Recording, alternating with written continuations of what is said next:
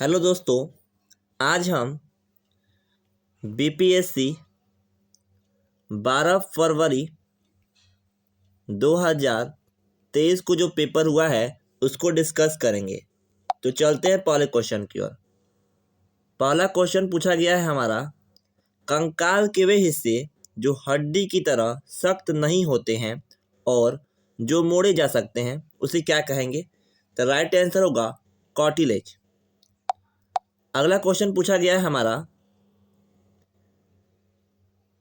Lichen में एक chlorophyll युक्त पार्टनर खाली स्थान एक साथ होते हैं।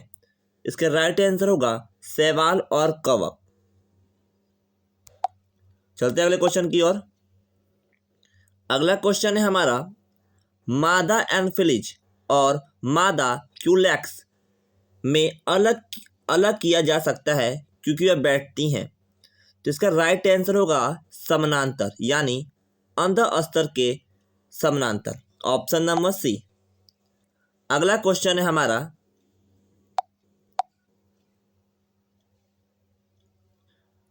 मानव शरीर की मांसपेशी के बारे में निम्नलिखित में से कौन सा कथन गलत है?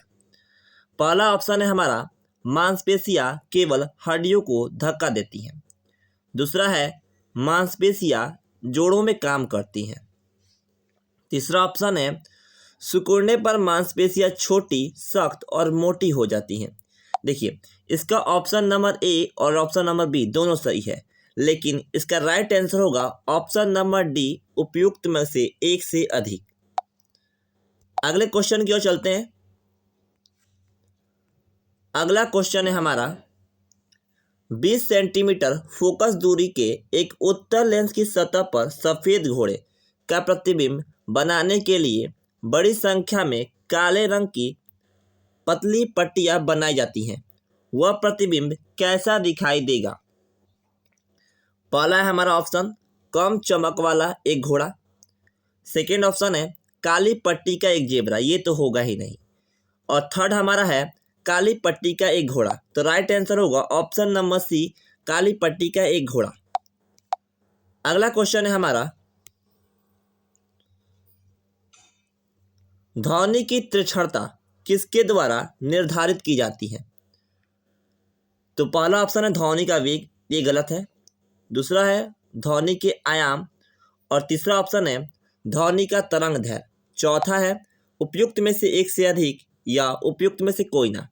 इसका राइट आंसर होगा ध्वनि की तरंग दैर्घ्य, क्योंकि जो ध्वनि की तीक्ष्णता होती है वह तरंग दैर्घ्य पर डिपेंड करती है।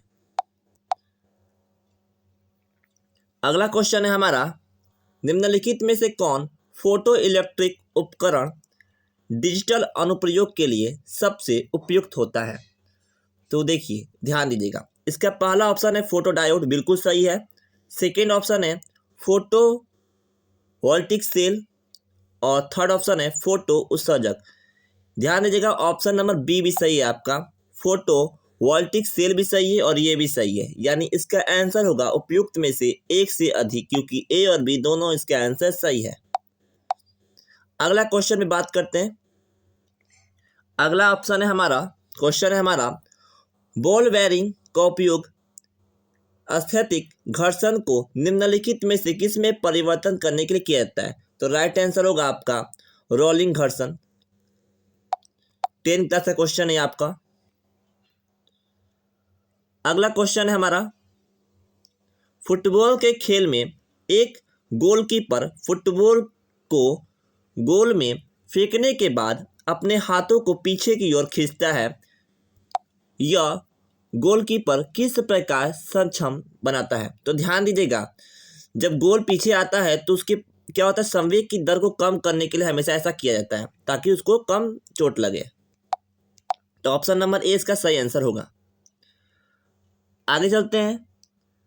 अगला क्वेश्चन है हमारा, निम्नलिखित में से कौन सा एक रेडियोधर्मी तत्व द्वारा उत्सर्जित धनात्मक रूप से अवशोषित कण है? तो बिल्कुल राइट आंसर होगा इसका अल्फा किरण। 12th क्लास का क्वेश्चन है, जो बच्चे साइंस पढ़े होंगे वो क्वेश्चन को मार दिए होंगे। आगे आते हैं। केंद्रमुखी बल किसके लिए जिम्मेदार है? तो पहला ऑप्शन है अंतरिक्ष में वस्तु की स्वतंत्र गति, बिल्कुल गलत है। अगला है हमारा वस्तु के वृत्ताकार पथ पर गतिमान रखना, ये आपका ऑप्शन बिल्कुल सही है, ऑप्शन नंबर बी। चलते हैं अगले क्वेश्चन की ओर।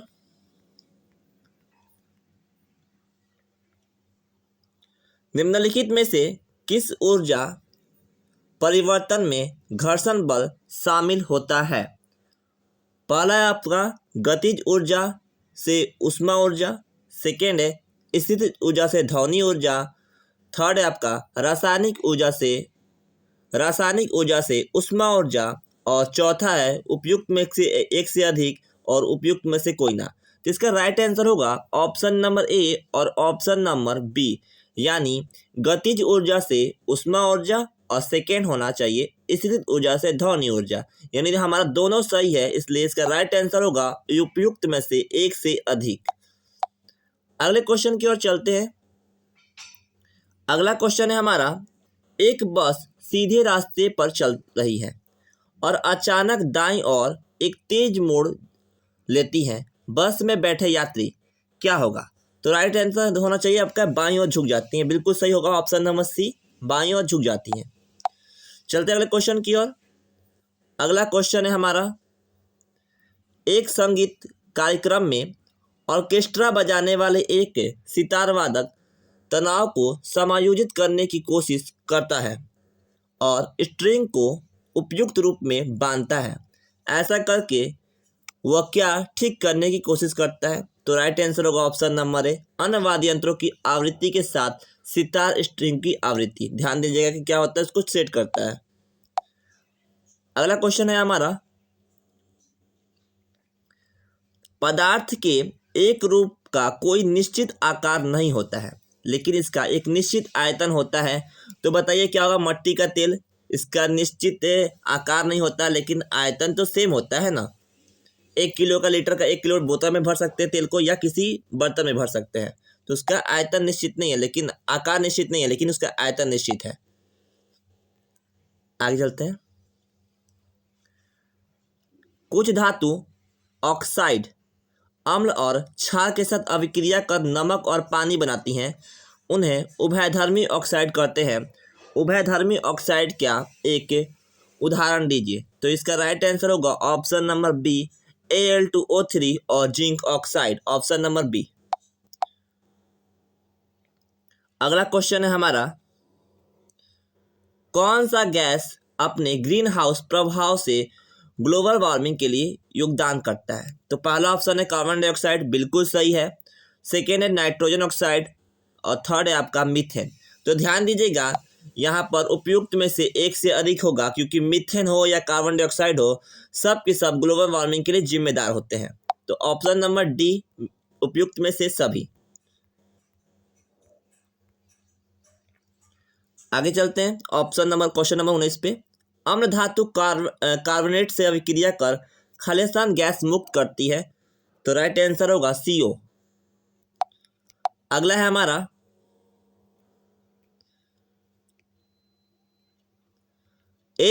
HOOCCOOH में को कौन सा अम्ल कहा जाता है? कौन सा अम्ल कहा जाता है? तो इसका राइट आंसर होगा ऑक्सैलिक अम्ल, ऑप्शन नंबर बी, ये आपका राइट है। अगला क्वेश्चन है हमारा, आपको 3 प्रश्नावली दी गई हैं, उनमें से एक में आसुत जल है और एक में अम्ल का विलयन दिया गया है और दूसरा में क्षारीय विलयन दिया गया है। इनमें से किस में लाल लिटमस को नीला कर देगा? तो बिल्कुल राइट आंसर होगा क्षार, ऑप्शन नंबर सी। अगला क्वेश्चन है हमारा, एसिटिक अम्ल की गंध किसके समान होती है? तो राइट आंसर होगा सिरका। आपका 10th का क्वेश्चन है बच्चों, 10th क्लास का क्वेश्चन है आपका, आपके ये केमिस्ट्री का क्वेश्चन है। अगला है हमारा, शुष्क हाइड्रोजन क्लोराइड गैस शुष्क लिटमस पत्र का रंग क्यों नहीं बदलती? तो इसका राइट आंसर होगा जो हाइड्रोनिक यहाँ पे HCl गैस निर्जलीकरण एजेंट के रूप में कार्य करती है। सेकेंड ऑप्शन है सूखी HCl गैस की उपस्थिति में नीला लिटमस सूख जाता है। और थर्ड हमारा है हाइड्रोजन नियम प्लस आयन मौजूद नहीं होगा, लिटमस केवल हाइड्रोजन नियम आयन की उपस्थिति में रंग बदलता है। बिल्कुल सही है आपका, जो हाइड्रोजन नियम ऑक्साइड आयन है इसकी उपस्थिति में रंग क्या होता है, परिवर्तित नहीं होता है। Option number C. विषम का पता लगाइए, तो विषम का पता लगाइए तो इसमें क्या है, फल का पकना दिया है पहला ऑप्शन, सेकंड दिया है सीमेंट की सेटिंग, थर्ड दिया है कोयले का जलना, उपयुक्त में से एक से अधिक, उपयुक्त में से कोई ना। तो यहाँ पे ध्यान दीजिएगा, इसका ऑप्शन या तो ए हो सकता है, फल का पकना हो सकता है, या उपयुक्त में से कोई ना, ये भी हो सकता है। तो ये डाउट में रखिएगा आप लोग। आगे चलते हैं। हीरा और ग्रेफाइट के बारे में निम्नलिखित में से कौन सा कथन सत्य है। तो कथन सत्य है, इसके बारे में पूछा गया। पहला है उनकी विद्युत चालकता समान होती है, गलत है। उनके पास समान क्रिस्टल संरचना होती है, गलत है। क्यों गलत है समझिए। आपका हीरा जो होता है वह 6 क्रिस्टलीय होता रखता है, जबकि ग्रेफाइट जो होता है वह चतुष्फलकीय होता है। तो ये गलत हो गया। और इसके बाद आगे आते हैं, इसके पास समान डिग्री की कठोरता होती है, बिल्कुल भी नहीं होती है, क्योंकि जो हीरा होता है वो कठोर होता है लेकिन कोयला कठोर नहीं होता है। तो इसका राइट आंसर होगा उपयुक्त में से कोई ना, इसका राइट आंसर होगा ऑप्शन नंबर ई। आगे आते हैं, किसमें परिवर्तन के कारण रंध्र खुलते या बंद होते हैं, खुलते या बंद होते हैं। तो पहला है हमारा कोशिका में न्यूक्लियस की स्थिति, सेकेंड ऑप्शन है कोशिका में प्रोटीन संरचना, और थर्ड ऑप्शन है कोशिका में पानी की मात्रा। तो इसका राइट आंसर होना चाहिए कोशिका में पानी की मात्रा, option number C is the right answer. अगला क्वेश्चन है हमारा 27 नंबर है, क्लोरोफिल सूर्य के प्रकाश को खालिस्तान तरंगधर को अवशोषित करती है, खालिस्तान के प्रकाश तरंग को अवशोषित करती है। तो ध्यान दीजिएगा, इसमें 2 रंग का बहुत ज़्यादा अवशोषण होता है, पहला है लाल और दूसरा है नीला, यानी ऑप्शन नंबर ए सही है, और ये प्रीवियस ईयर क्वेश्चन से लड़ा हुआ है। आगे आते हैं, अगला क्वेश्चन है हमारा, निम्नलिखित में से कौन सा मेल सही नहीं है, कौन सा मेल सही नहीं है, इसमें बताना है कौन सा गलत है। तो पहला है हमारा पर्णवृत्त पत्ती के तने को जोड़ता है, सही है। सेकेंड है हमारा आधार के पास शाखाओं के साथ मोटा कठोर तना पेड़, ये गलत लग रहा है। कमजोर तना जरूरी है, डिपेंड होता है, लता जो होता है क्या होता है, दूसरे पर डिपेंड होता है। तो ऑप्शन नंबर बी हमारा क्या है, गलत है। आगे चलते हैं, क्वेश्चन नंबर 29 पर, सक्शन फूल के कारण पेड़ों में पानी बहुत ऊंचाई तक पहुंच जाती है। तो इसका राइट आंसर होगा वाष्पोत्सर्जन, 10th क्लास का क्वेश्चन है, ये भी आपका इजी क्वेश्चन है। आगे आते हैं, निम्नलिखित में से कौन सा क्लोरोप्लास्ट का एक लक्षण है जो उसे स्वप्रकृति के योग्य बनाता है। तो इसका राइट आंसर होगा, ध्यान दीजिएगा, DNA और RNA दोनों का उपस्थिति, ठीक है, उपस्थित रहेंगे तभी एक लक्षण देखने को मिलते हैं। अगला क्वेश्चन है हमारा, ये आपका मैथ का क्वेश्चन है। तो मैथ के क्वेश्चन को क्या किया जाएगा, कुछ समय के बाद सॉल्व करा दिया जाएगा, ठीक है, मैथ के क्वेश्चन को कुछ समय के बाद सॉल्व करा दिया जाएगा। अगला क्वेश्चन है हमारा, निम्नलिखित शब्दों में तार्किक और सार्थक क्रम को सजाइए। तो आपको तार्किक और सार्थक क्रम में सजाना है। तो सबसे पहले ध्यान दीजिएगा, इसको आप तार्किक क्रम में सजाना है। तो सबसे पहले ध्यान दीजिएगा, सबसे पहले क्या आएगा। तो सबसे पहले कौन आता है, राष्ट्रपति आता है, यानी सबसे पहले हमारा राष्ट्रपति आएगा, यानी इसको मानते हैं ए रख लेते हैं, सबसे पहले ए आएगा राष्ट्रपति। और उसके बाद आते हैं आपके उपराष्ट्रपति, यानी इसको बी मान लेते हैं।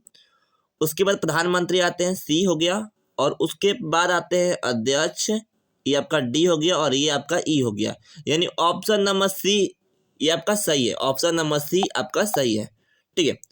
अगले क्वेश्चन पे चलते हैं। चलिए अगला क्वेश्चन है, रेशमा अपनी संपत्ति का एक चौथाई धर्मार्थ संगठन देती है, यानी किसी संगठन को 1/4 देती है, यानी 1/4 क्या करती है, दे देती है, किसी को दान दे देती है। मान लेते हैं कि अपने आप में 100% कुछ चीज होता है, तो ये 25% दान दे दी किसी को, तो किसके पास कितना बचा? 75%। ठीक है। और क्या करती है? बचे संपत्ति को 3 बच्चों में बराबर बांट देती है। ठीक है भाई, 25% 25% सबको बांट देती है, तीनों भाई को, तीनों बच्चों को 25% बांट देती है। ठीक है, तो ध्यान दीजिएगा उस, तो बोल रहा है तो प्रत्येक बच्चों को मिलने वाली संपत्ति कितना था? तो ध्यान दीजिएगा 25% क्या होता है? 1/4 के बराबर होता है, यानी 1/4। ऑप्शन नंबर बी आपका सही है। अगला क्वेश्चन क्या है? अगला क्वेश्चन है हमारा, निम्नलिखित में से कौन सा कथन असत्य है? असत्य बताना है आपका। ठीक है, आपका असत्य बताना है। तो ये प्रत्येक वर्ग एक समचतुर्भुज होता है, प्रत्येक वर्ग एक समचतुर्भुज होता है। ध्यान दीजिएगा, अगला क्वेश्चन है हमारा, अगला ऑप्शन है हमारा, प्रत्येक वर्ग एक आयत होता है। थर्ड है हमारा, एक समचतुर्भुज एक समानांतर चतुर्भुज होता है। तो ध्यान दीजिएगा, इसमें से एक से अधिक सही है आंसर आपका। अगले क्वेश्चन पे आते हैं, ये आपका रीजनिंग से है, तो रीजनिंग में सेक्टर में इसको सॉल्व कराया जाएगा। आगे आते हैं, भारत में जिला स्तर पर उपभोक्ता विवाद निवारण के संदर्भ में निम्नलिखित में से कौन सा कथन सही नहीं है? पहला है हमारा, जिला फोरम उन शिकायतों पर विचार करता है जहां वस्तु या सेवा का मूल्य 50 लाख रुपए से अधिक होता है। बिल्कुल सही है, जरूर करेगा। सेकेंड ऑप्शन है हमारा, जिला सरकार यदि उचित समझे तो एक जिले में एक से अधिक जिला फॉर्म की स्थापना कर सकता है। बिल्कुल कर सकता है, अगर जनसंख्या बढ़ता है तो बिल्कुल करेगा। और थर्ड है हमारा, जिला फॉर्म के सदस्य में से एक महिला होनी चाहिए। ये गलत है, ये कैसे कह सकते हैं कि एक महिला होनी चाहिए? नहीं भी हो सकती, यानी ऑप्शन नंबर सी हमारा गलत है। ठीक है, तो राइट आंसर होगा ऑप्शन नंबर सी। गलत पूछ रहा था इसलिए। आगे बात करते हैं, एक पंचायत समिति किस स्तर पर पंचायती राज संरचना का संचालन करती है? पंचायती राज संरचना का संचालन करती है, तो आपका राइट आंसर होगा ब्लॉक स्तरीय निकाय। ये बिल्कुल सही ऑप्शन होगा आपका, ब्लॉक स्तरीय निकाय। जिन्होंने ऑप्शन नंबर ए मारा है वो बिल्कुल सही है। ठीक है, आगे आते हैं, निम्नलिखित में से किसे समुदाय विकास से पहले कार्यक्रम के रूप में स्थापित किया गया था? तो ये आपका सहयोग आंदोलन होगा। ऑप्शन नंबर ए इसका सही आंसर होगा। आगे आते हैं दोस्तों, भारतीय संविधान का अनुच्छेद 14 कानून के समझ समानता का जो अधिकार है वो किस देश से लिया गया है? तो राइट आंसर होगा ब्रिटेन। अनुच्छेद 14 समानता, कानून के सामने समानता, ये आपका कहाँ से लिया गया है? ये आपका ब्रिटेन से लिया गया है। बहुत ही इजी क्वेश्चन था, प्रीवियस ईयर से लड़ा हुआ क्वेश्चन है। आगे क्वेश्चन पूछा गया है, भारतीय संविधान को बनने में कितना समय लगा है? बिल्कुल सही है, 2 वर्ष 11 महीना 18 दिन। ऑप्शन नंबर ए आपका सही आंसर होगा। आगे आते हैं, राज्य का मंत्रिपरिषद सामूहिक तौर पर किसके प्रति उत्तरदायी होता है? तो ध्यान दीजिएगा, यहाँ पे आंसर 2 हो सकता है, लेकिन यहाँ पे ध्यान दीजिएगा, पूछा है सामूहिक तौर पर किसके प्रति उत्तरदायी होता है? तो राइट आंसर होगा विधानसभा। लेकिन अगर क्वेश्चन होता कि मंत्रिपरिषद किसके प्रति उत्तरदायी होता है, तो होता राज्यपाल। लेकिन जब बोल दिया है कि सामूहिक तौर पर, तब यहाँ पे आंसर हो रहा है विधानसभा। तो यहाँ पे ध्यान देना है। अगला क्वेश्चन है हमारा 27 नंबर क्वेश्चन पे आते हैं, 47 नंबर पे। ठीक है, पहला है, 73वें संशोधन के बाद विकेंद्रीय किया गया था। पहला ऑप्शन है हमारा निर्णय लेने की शक्ति को, सेकंड है पूर्ण व्यवस्था का, थर्ड हमारा है न्यायिक शक्ति का, और चौथा है प्रशासनिक शक्ति का। तो ध्यान दीजिएगा, यहाँ पर निर्णय लेने की शक्ति के बारे में बताया गया था 73वें संशोधन में, पूर्ण व्यवस्था के बारे में बताया गया था, न्याय शक्ति के बारे में बिल्कुल भी नहीं कहा गया था। हाँ, प्रशासनिक शक्ति के बारे में कहा गया था। यानी इसका ऑप्शन होगा 1, 2 और 4, यानी इसमें किसमें? ऑप्शन नंबर सी में है हमारा 1, 2 और 4। अगला क्वेश्चन है हमारा, राज्यसभा में प्रतिनिधित्व में शामिल है। राज्यसभा में प्रतिनिधित्व में शामिल है। ठीक है, तो पहला आता है भारत के राष्ट्रपति द्वारा मनोनीत सदस्य। बिल्कुल सही है। अगला ऑप्शन है हमारा नागरिकों द्वारा सीधे चुने गए सदस्य, ये गलत है हमारा, ये नहीं होगा। थर्ड ऑप्शन है अप्रत्यक्ष रूप से नागरिकों द्वारा उनके प्रतिनिधि के माध्यम से चुने गए सदस्य, यानी ये भी सही है, यानी ए भी सही है और ये भी सही है। तो राइट आंसर होगा उपयुक्त में से एक से अधिक, क्योंकि ए और सी दो को सही है तो एक से अधिक सही है हमारा। अगला क्वेश्चन पे आते हैं बच्चों।